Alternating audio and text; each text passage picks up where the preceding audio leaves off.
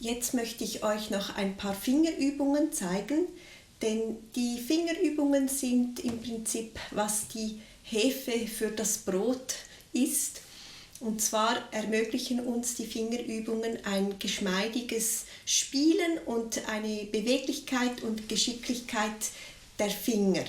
Zudem finde ich persönlich, die Fingerübungen haben ein bisschen etwas Meditatives auch. Und wichtig ist, dass ihr die immer langsam macht, in dem Tempo, wo ihr euch wohlfühlt. Und wenn es in diesem Tempo dann fließend geht, könnt ihr das Tempo steigern. Und zwar geht es hier nie um die Quantität, wie viel übt ihr, sondern im Prinzip um die Qualität. Wie gut übt ihr, wie präzis, wie konsequent, dass ihr darauf achtet, dass die Finger stimmen, dass das Aufsetzen stimmt. Und auch wenn ihr das ganz langsam in Zeitlupe macht, ist das immer noch viel besser, als wenn man es ungenau macht, dafür ganz oft oder schnell. Das bringt im Prinzip unter dem Strich nichts. Im Gegenteil, alles, was wir falsch üben, häuft sich auch an und schadet uns selbst eigentlich. Also lieber weniger üben und dafür richtig und langsam, als viel üben und falsch. Die Regel beim Üben ist immer die gleiche. Zuerst jede Hand einzeln üben und wenn jede Hand einzeln gut geht, dann könnt ihr beide Hände zusammen üben. Wir sind in der ersten Position. Und ich mache mal alle Übungen im 3/4 respektive 6/8 Takt, weil wir das gut gebrauchen können für die Guarañas oder die Polkas. Erste Position. Jetzt sind alle Finger auf den Seiten drauf, so wie ihr sie anzupft. Ich beginne mit der rechten Hand. Und jetzt zupft ihr die 3 Finger, Ringfinger, Mittelfinger und Zeigefinger gleichzeitig an. Und dann den Daumen allein und dann setzt ihr diese 3 Finger wieder auf.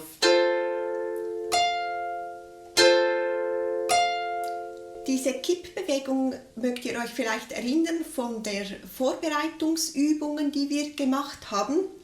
Ist hier genau das Gleiche. Also wir spielen die 3 zusammen und dann, wenn der Daumen spielt, setze ich die wieder auf und wenn die spielen, setzt der Daumen auf. Geht das immer so hin und her. Am Anfang wird es euch vielleicht schwerfallen, überhaupt diese 3 Finger präzise miteinander zu spielen. Hier. Also macht nur das. Auch hier gilt, wichtig ist, dass ihr das schafft, dass die miteinander spielen und auch gleich laut spielen.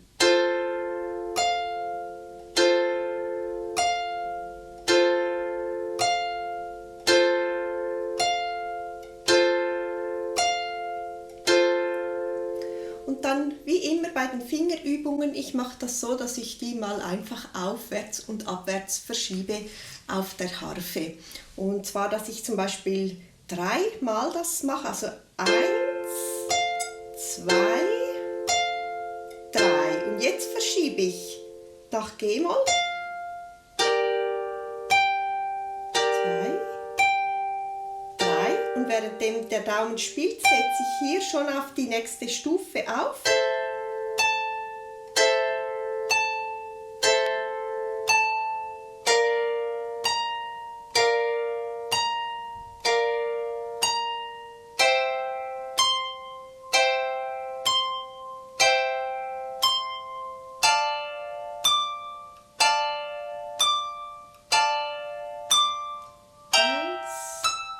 Zwei, 3. Da könnt ihr wieder bis ganz oben gehen. Das ist immer gut, alle Seiten der Harfe zu spielen.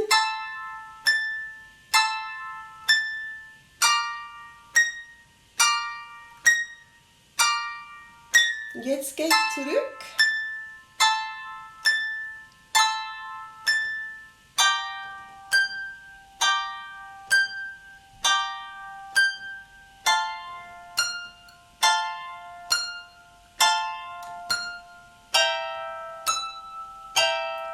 und so weiter. Mit der Zeit könnt ihr natürlich dann auch das Tempo steigern.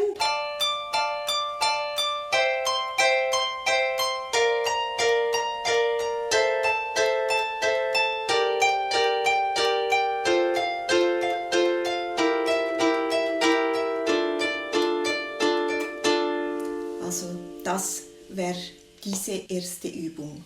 Linke Hand genau das Gleiche. Wir setzen auf und dann spielen Ringfinger, Mittelfinger und Zeigefinger zusammen und der Daumen allein.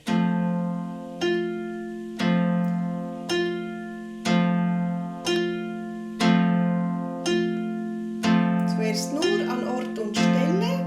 Ihr könnt auch zuerst einfach nur mal die drei zusammenspielen. Den Daumen lasst ihr dann aufgesetzt hier, damit die wirklich präzise zusammen angezupft werden und wenn es geht, bitte auch alle gleich laut.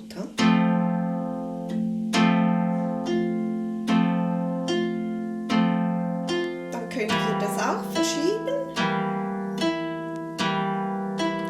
1, 2, 3. Oder man könnte auch auf 6 zählen. 1, 2, 3, 4, 5, 6. 1, 2.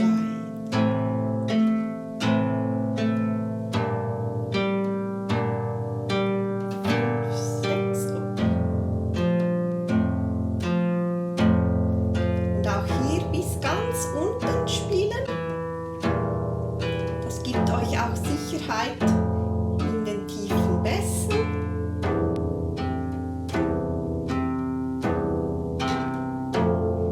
Klingt halt etwas wummerig, aber ist egal, ist ja nur eine Übung. Und dann zurück.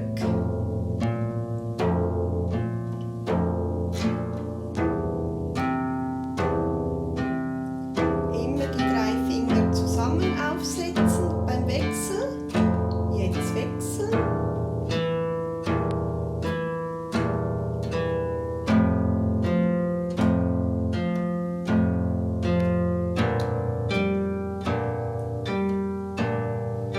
Und so weiter und so fort.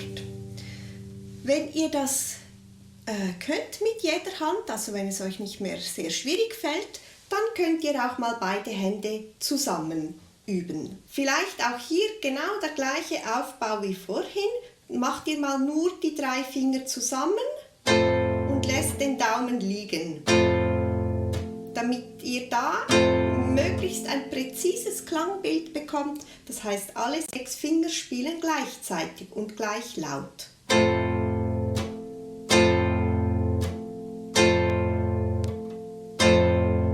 Und dann könnt ihr mal an Ort und Stelle einfach bleiben.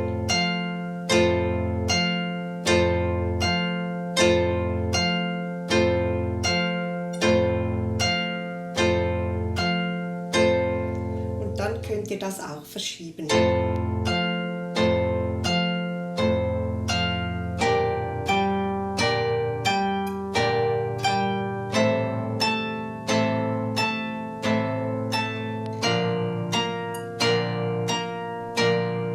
Und so weiter. Die zweite Übung ist folgende. Wir beginnen mit dem Ringfinger, dann spielt der Daumen und dann spielen Mittelfinger und Zeigefinger zusammen. Und jetzt der Daumen nochmal allein und nochmal die beiden Finger und nochmal der Daumen. Also 1, 2, 3, 4, 5, 6, 1, 2, 3, 4, 5, 6. Das heißt, der Ringfinger bereitet sich vor und wenn der gespielt hat, dann folgen diese 3 Finger in der ersten Position.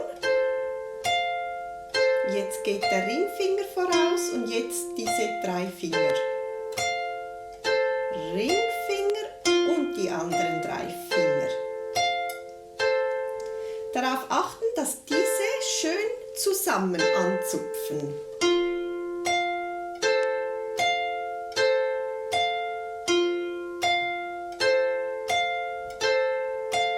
Dann könnt ihr das verschieben. Jetzt geht der Ringfinger auf die nächste Seite zum Verschieben. Ich wiederhole das. Jetzt gehe ich zum Beispiel nach B und die 3 Finger folgen in der ersten Position.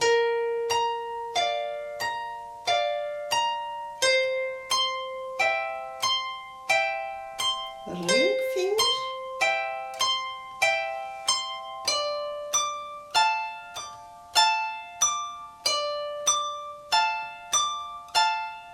Könnt ihr wieder bis ganz oben spielen und dann auch wieder zurückgehen. Da müsst ihr dann jetzt weitergreifen zum C mit dem Ringfinger und die 3 Finger folgen in der ersten Position.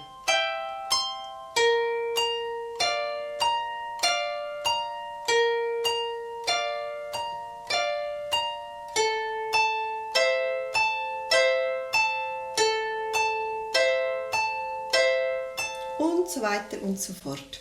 Genau das gleiche mit der linken Hand. Könnt ihr zum Beispiel hier unten beginnen.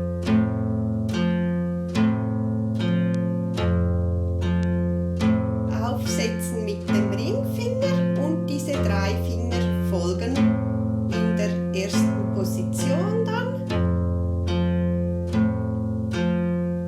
Und wenn das geht, könnt ihr auch das verschieben.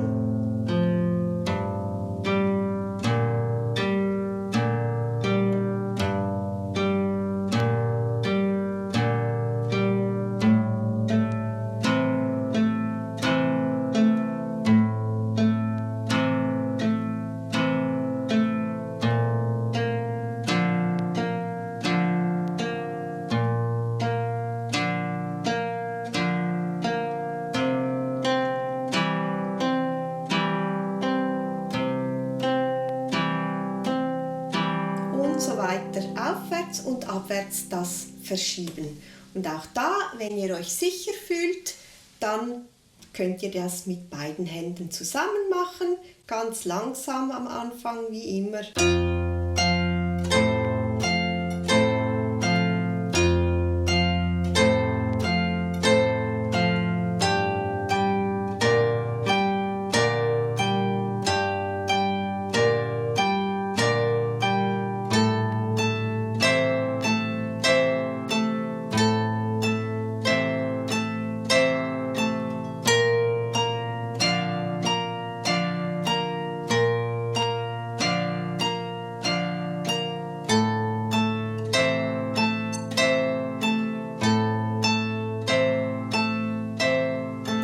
So weiter und so fort könnt ihr die ganze Harfe aufwärts und abwärts gehen. Die dritte Übung ist vielleicht sogar die einfachste von diesen 3 Übungen. Und zwar spielen wir hier jeden Finger einzeln. Das heißt mit der Abfolge, dass der Ringfinger beginnt, dann kommt der Daumen, dann kommt der Mittelfinger, dann wieder der Daumen und dann der Zeigefinger und dann wieder der Daumen. Also wir haben 6 Töne. 1, 2, 3, 4, 5, 6 und dann beginnt wieder der Ringfinger. Mit der Vorbereitung der Finger ist es gleich wie bei der zweiten Übung. Und zwar, dass der Ringfinger spielt und dann setzen diese 3 Finger auf, Mittelfinger, Zeigefinger, Daumen. Jetzt geht der Ringfinger voraus, setzt auf und wenn der spielt, setzen die 3 Finger auf. Und wenn ich das verschiebe, ist es wie gesagt genau gleich wie bei der zweiten Übung. Das Vorbereiten ist genau gleich hier.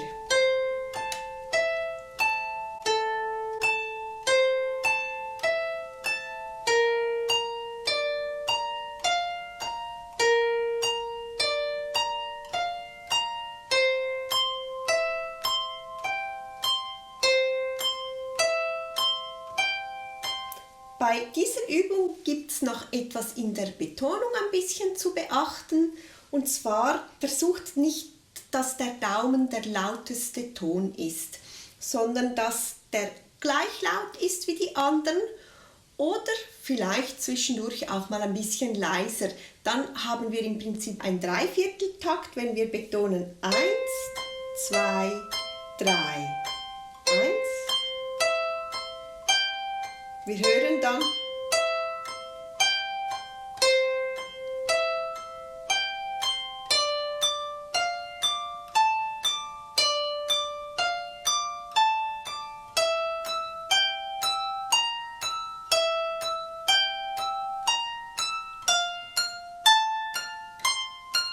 aber das ist am Anfang vielleicht nicht so wichtig.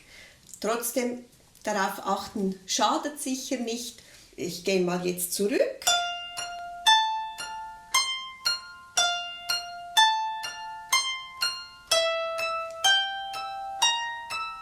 Und wenn ich diese 3 Finger betone, 1, 2, 3,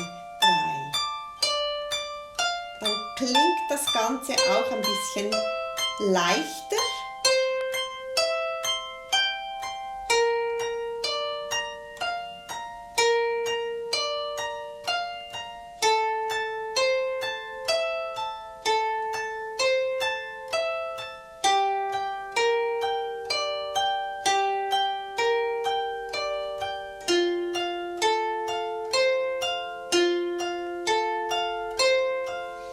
Das gleiche in der linken Hand, genau dasselbe Aufbau.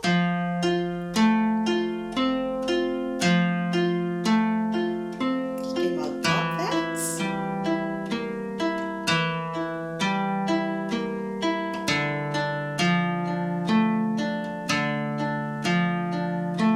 Ringfinger und die anderen 3 Finger folgen.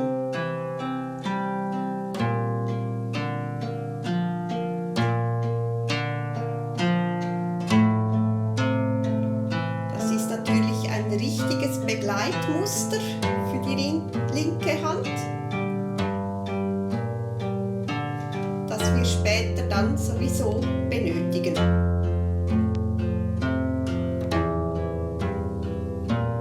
Und so weiter und so fort. Auch daran denken, immer der Ringfinger bereitet sich vor und die 3 Finger folgen dann.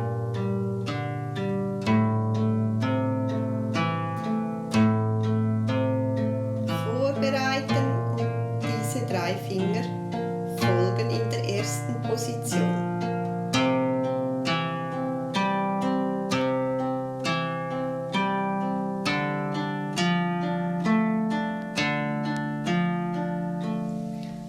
Und auch da zum Schluss, wenn ihr euch sicher fühlt mit jeder Hand einzeln, könnt ihr beide Hände zusammenspielen.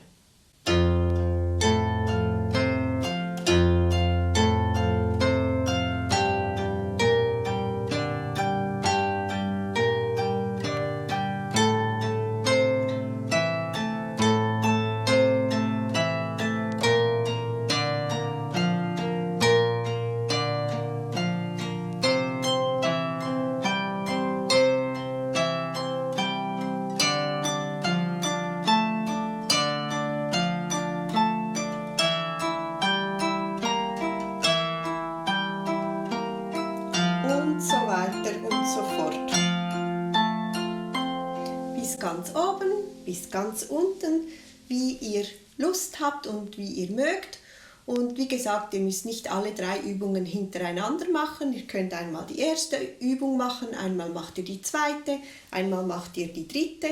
Das ist ein Werkzeug, diese Übungen, die werden wir immer benötigen, oder dieses Werkzeug werden wir immer benötigen auf der Harfe. Und ja, Harfenspielen ist halt auch wirklich Geschicklichkeit für die Finger und für die Bewegung der Hände und der Finger. Aber ich finde, es klingt immer schön auf der Harfe, darum mache ich alle Übungen immer gern. Und wie gesagt, macht es langsam, macht es in eurem Tempo. Dafür achtet darauf, dass es im Tempo stimmt, also dass ihr regelmäßig spielt, auf die Betonung achtet und alles richtig aufsetzt. Dann kommt ihr langsam, aber ganz sicher zum Ziel. Viel Spaß und viel Erfolg!